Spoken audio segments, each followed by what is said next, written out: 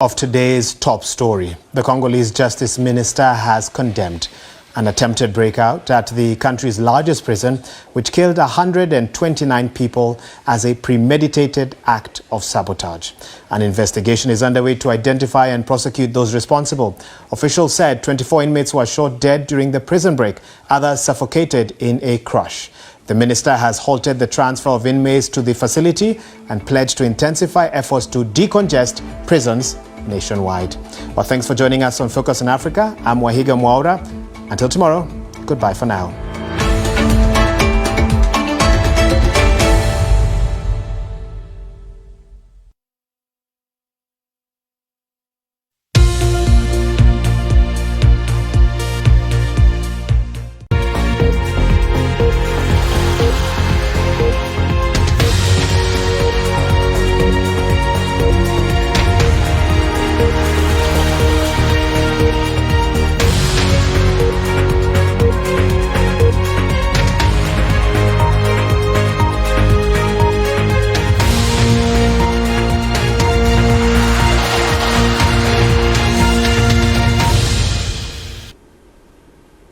It's 6 p.m. in London. This is The World Today with Rajini Vaidyanathan. Russian missile strikes on a Ukrainian military institute kill at least 51 people. Over a dozen could be trapped under the rubble. The French Interior Minister calls for a migration treaty between the UK and the EU after 12 people die as a boat carrying dozens capsizes in the English Channel. Israel's Prime Minister Benjamin Netanyahu has condemned the UK's decision to suspend some arms exports to Israel, calling it shameful. We're live in Tel Aviv, where protesters are once again taking to the streets, demanding a deal to release the hostages and bring a ceasefire. Also coming up on The World Today, Britain's Schindler, the hero who rescued hundreds of Jewish children from the Nazis, is commemorated with his own street.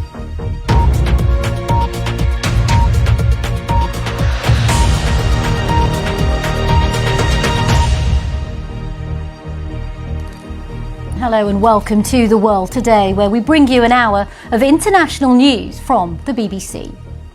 Well, we begin in Ukraine, where Russia's carried out one of the deadliest strikes in months. At least 51 people have been killed, Ukraine's defence ministry says, with 219 injured. Well, it happened in Poltava, a city in the east of the country. Many people are believed to be trapped under the rubble. OK, Andrew Harding, live at the scene there. Thanks as always for your reporting on that story. Still to come here on The World Today. With little more than 2 months to go before polling day in the United States, we gauge the mood in both camps, Democratic and Republican. And remembering Sir Nicholas Winton, the British man who saved hundreds of children from the Holocaust, there's a street in Prague now named after him. Around the world and across the UK, this is The World Today on BBC News. Now, Israel's Prime Minister Benjamin Netanyahu has attacked the UK's decision to suspend some arms sales to his country, describing it as shameful and misguided. Posting on X, he said the decision will not change Israel's determination to defeat Hamas. He added that Britain's misguided decision will only embolden Hamas. Well, the UK's Defence Secretary John Healey has defended the legal judgment. The UK has suspended 30 out of 350 arms export licences to Israel, saying that there's a clear risk that the equipment could be used to commit serious violations of international law. Well, to discuss developments in more detail, I'm joined in the studio by Dr. Hussam Zomlot, the head of the Palestinian mission to the UK. Welcome to the studio. First of all, I wanted to ask you about the UK's decision to suspend some arms sales to Israel. What's your reaction to that? Netanyahu and what his army and settlers are doing right now in the West Bank, as per the report we just saw, the only way is sanctions. The only way is to stop giving him the tools that he commits all these war crimes with. The only way is to make sure that he has the full force of international law and international actors. OK, Hussam Zomlot, thank you very much for joining me in the studio and sharing your thoughts on that story. We appreciate it. Okay, well, we'll just take you to the scene live in Tel Aviv as we were showing you there. Protests in Israel calling for Benjamin Netanyahu to reach a ceasefire deal and return hostages who have been held in Gaza back home. And you can see the crowds there in Tel Aviv. We'll have more on that and the rest of the day's news. This is The World Today.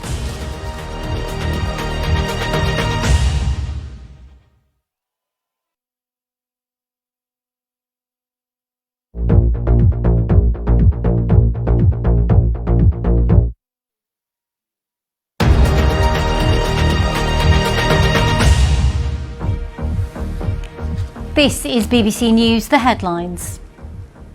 Russian missile strikes on a Ukrainian military institute kill at least 51 people. More than a dozen could still be trapped under the rubble.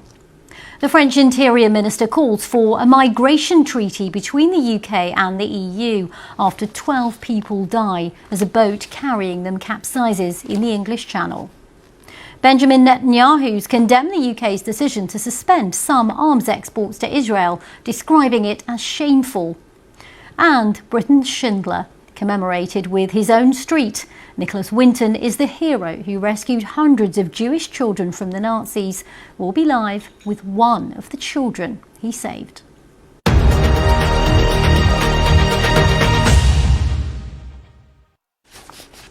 Well, now let's take you to the US, and it's 62 days to go until polling day. That's if you're counting.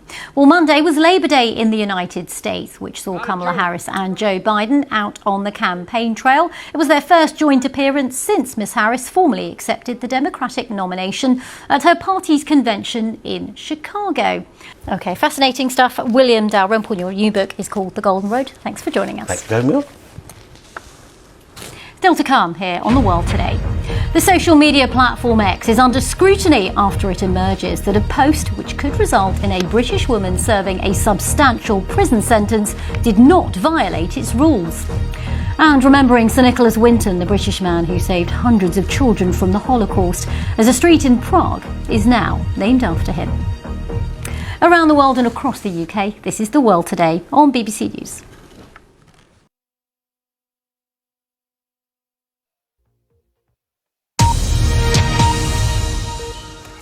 I'm going to bring you some breaking news on a story that we've been covering this evening, and that is that a pregnant woman was among the 12 people who died on a boat which capsized in the English Channel. That's coming from the Mayor of Boulogne-sur-Mer, Frédéric Cuvillier, who told the BBC that. And France's Interior Minister, Gérald Darmanin, has confirmed that those killed in that capsizing included about 10 women, some of whom were minors. So just an update on that capsized boat which was crossing the channel, and that is that a pregnant woman was amongst the 12 people who died on board. We'll have more on that throughout the programme, but that update there coming in from our correspondent in Paris, Andrew Harding.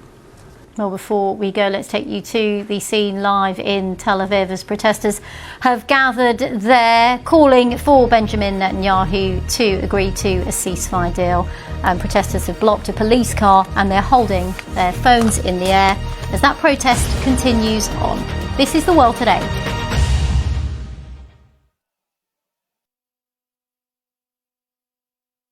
There's a lot more behind the biggest and strangest stories. The list, watch on BBC iPlayer.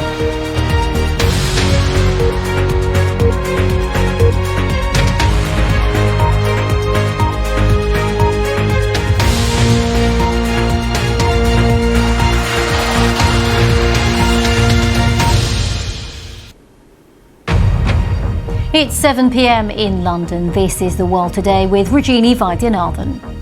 The deadliest disaster in the English Channel this year.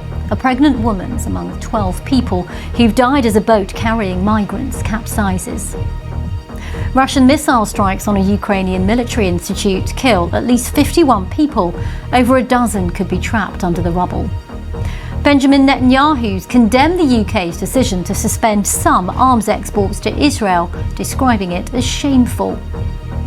And in Tel Aviv right now, protesters are once again taking to the streets, demanding a deal to release the hostages and to bring about a ceasefire.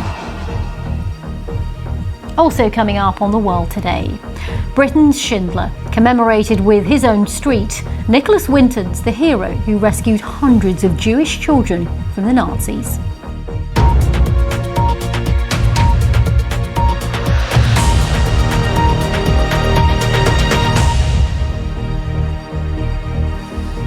Welcome to The World Today, an hour of international news from the BBC. The French authorities say that at least 12 people have died after a boat carrying dozens of people capsized in the English Channel. And it's been confirmed in the last hour that a pregnant woman was among those who lost their lives. Around 50 people were rescued in the operation, which involved boats and helicopters. Well, the French Coast Guard says the boat got into difficulty off Cap Gris-Nez at around 6 a.m. and that everyone on board ended up in the water. Danny Savage reporting there. Still to come on The World Today. With little more than 2 months to go before polling day in America, we gauge the mood in both camps, Democratic and Republican. And remembering Sir Nicholas Winton, the British man who saved hundreds of children from the Holocaust, as a street in Prague is now named after him. Around the world and across the UK, this is The World Today.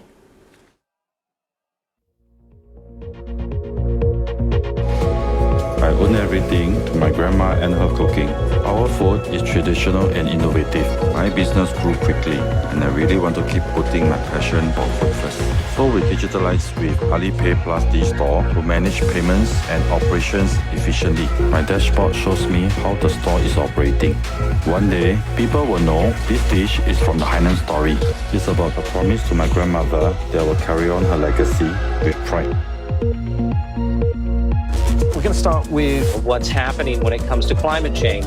We cannot normalize this. This is going to appeal to more people than just his base. And that's really the nub of this. The hard part comes next. That gift of candid diplomacy. But this is the first time we've done this in modern history. And we're going to say unprecedented a lot. The news is just words without the context. And this is The Context.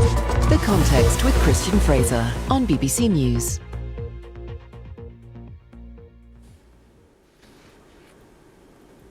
The UK government's been defending its decision to stop some arms sales to Israel after Israel's Prime Minister Benjamin Netanyahu called the move shameful. The Defence Secretary here in the UK, John Healey, said the country remained a staunch ally of Israel, but said it was following the law. Around 30 licences out of 350 are being stopped because ministers say there is a clear risk the weapons could be used to violate international humanitarian law. Dr. Hussam Zamlot here. Do stay with us here on BBC News.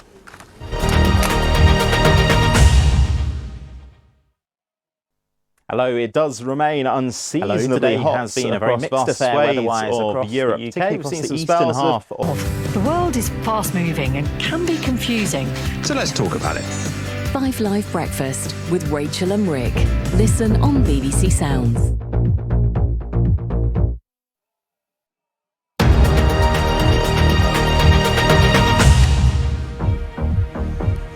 This is BBC News, the headlines.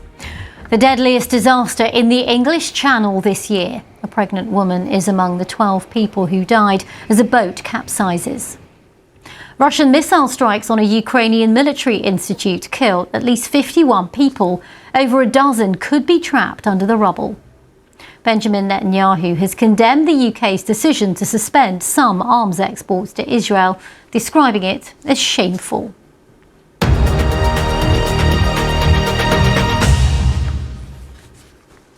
Now let's return to the Middle East, where the health ministry in the Hamas-run Gaza says at least 40,819 people have been killed since Israel launched its military assault on the territory following the October 7th attacks. 1,139 people were killed in those attacks. Well, much of Gaza has been reduced to rubble following months of Israeli bombardment. And that debate's next week. Still to come on The World Today. Remembering Sir Nicholas Winton, the British man who saved hundreds of children from the Holocaust. A street in Prague's named after him. We'll soon speak to his grandson. Around the world and across the UK, this is The World Today on BBC News.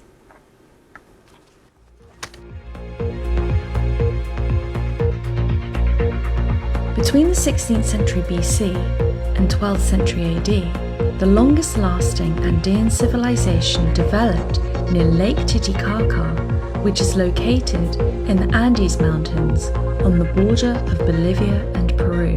However, it disappeared suddenly and mysteriously. Los restos arqueológicos de la cultura tiwanaku están expandidos en 4 países actuales. La más sostenida es una crisis ambiental que ha generado una sequía prolongada. Se han sacrificado alrededor de 19 jóvenes que consideramos que fueron parte de una ofrenda para enviar el mensaje y llamar las lluvias a los dioses tutelares que tenían los tiwanaku. Original global stories from the BBC.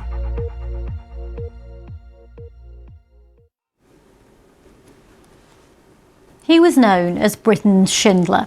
Sir Nicholas Winton saved hundreds of children from the Holocaust when he oversaw the Czech Kindertransport, which brought children from German-occupied Czechoslovakia to safety in the UK in 1939. Now, years later, a street's been named after him in Prague. Rob Cameron has more. OK, thank you so much for joining us. That is Lawrence Sir Nicholas Winton's grandson. Thank you.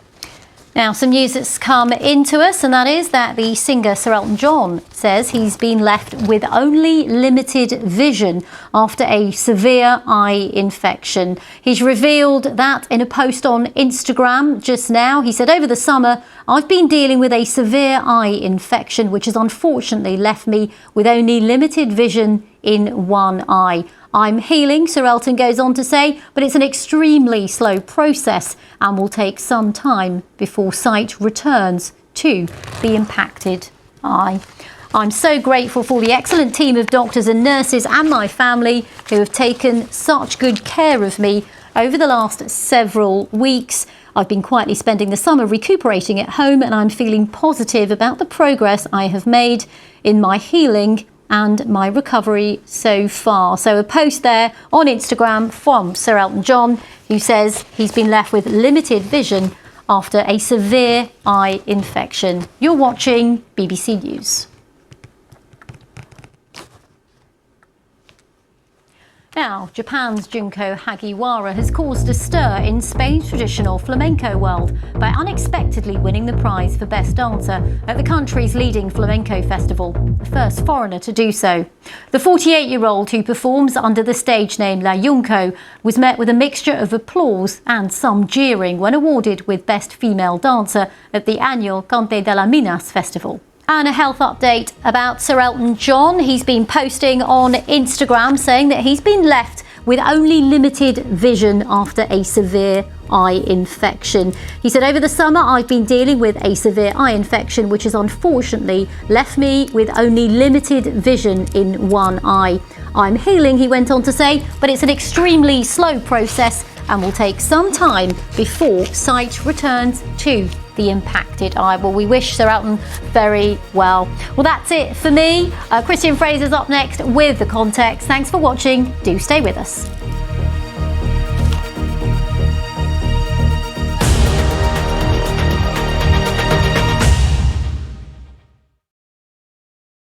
Hello, today has been a very mixed affair weather-wise across the UK. We've seen some spells of